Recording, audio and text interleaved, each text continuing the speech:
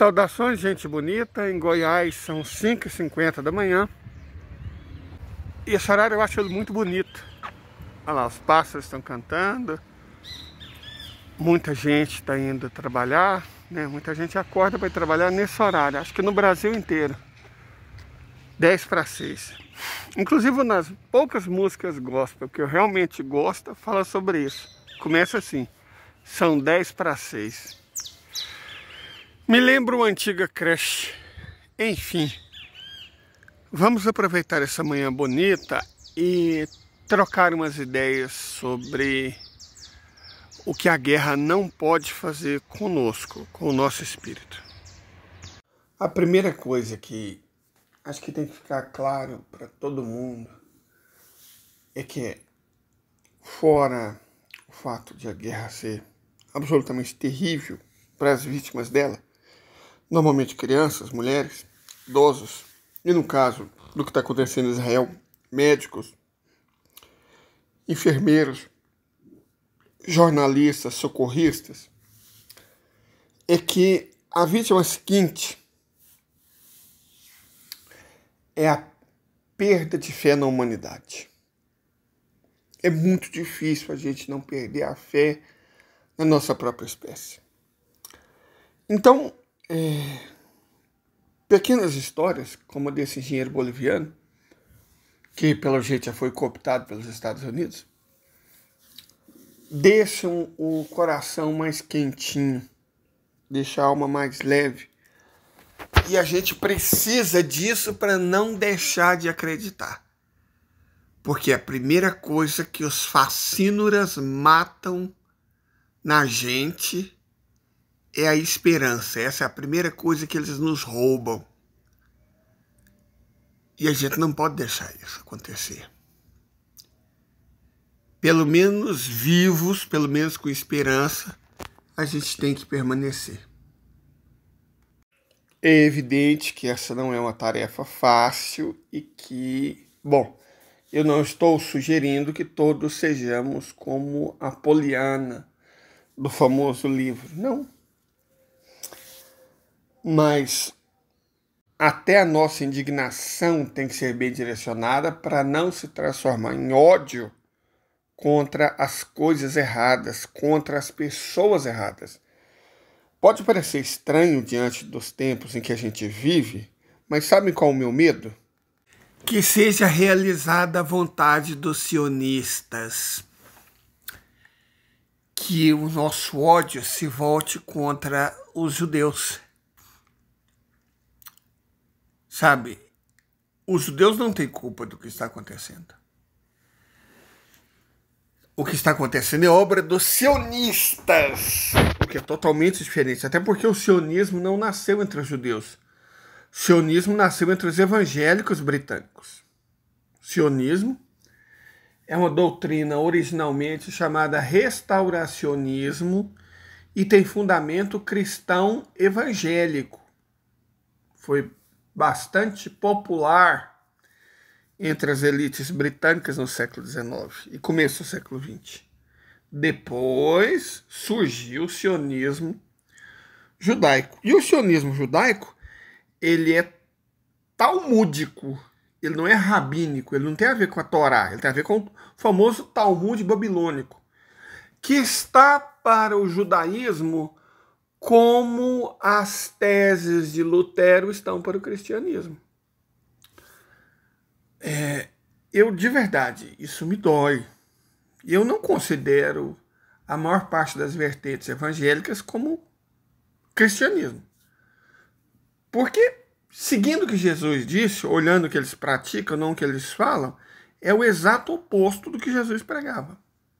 Então, assim como os pentecostais, e sobretudo os neopentecostais, carregam o nome de Cristo, eles não são cristãos. Os sionistas não são judeus. Não são judeus. É uma injustiça muito grande tratar os sionistas como judeus. Inclusive porque a Torá deixa claro que para eles o Messias ainda não veio. E o Messias vai ser anunciado por Elias, que vai voltar dos céus. Elias não morreu. Elias, como Enoque, por exemplo, ele não chegou a morrer. Foi arrebatado. E ele vai voltar e anunciar o Messias. Somente então o Estado de Israel será restaurado pelo próprio Messias, amando de Deus. Então, do ponto de vista do judaísmo rabínico, não existe essa de criar o Estado de Israel. O Estado de Israel não é uma criação humana. O Estado de Israel vai ser uma criação divina. Assim como nós esperamos a volta do Messias, eles também esperam. Deixa eu dizer uma coisa. A imagem a seguir, que eu tentei, amenizar,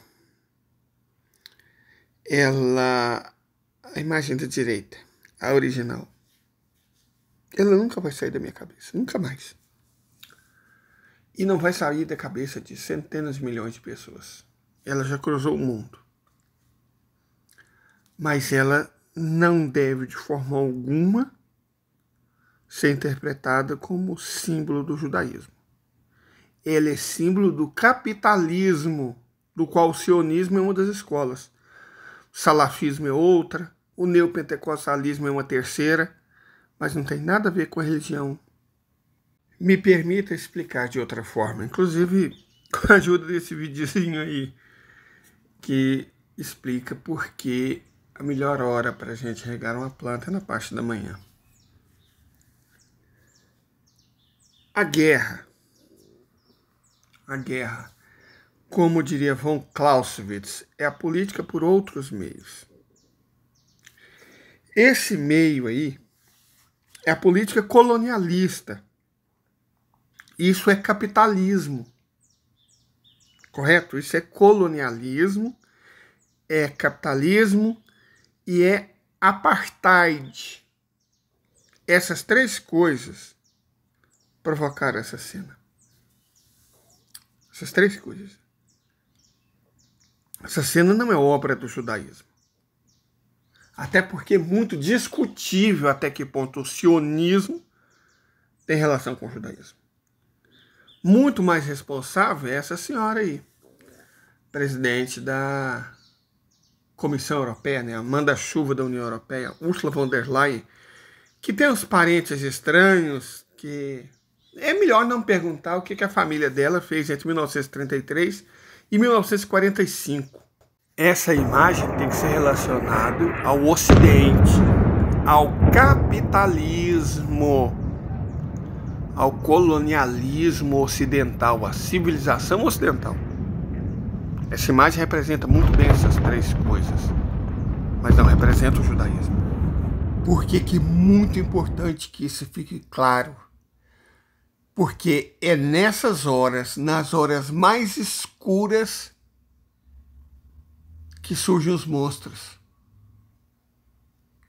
E pior do que isso, é exatamente nessas horas mais escuras que a gente não consegue identificá-los com clareza e pode vê-los onde eles não existem.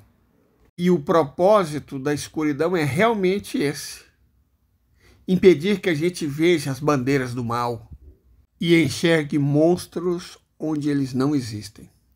Então, que tal nós encerrarmos nos lembrando do básico? A burguesia cria riqueza tal qual o carrapato cria sangue. A burguesia é inútil, é uma classe caduca, decadente, moribunda, não serve pra nada, não faz nada, não produz nada e é parasita. Só que a burguesia tenta justificar a própria existência, né? E uma das maneiras com as quais a burguesia justifica a sua existência é com os impostos, dizendo: nós pagamos muitos impostos e o Estado só existe por nossa causa, a sociedade só existe por nossa causa. De novo, gente, a gente acabou de ver, a burguesia não paga impostos. Quem paga imposto no Brasil é pobre, através do consumo. O Brasil não tributa renda de forma progressiva, não tributa lucro e dividendo, e a burguesia comete evasão fiscal em tudo que ela consegue. Enfim, gostaríamos de lembrar que nós não somos monetizados, então considere uma doação.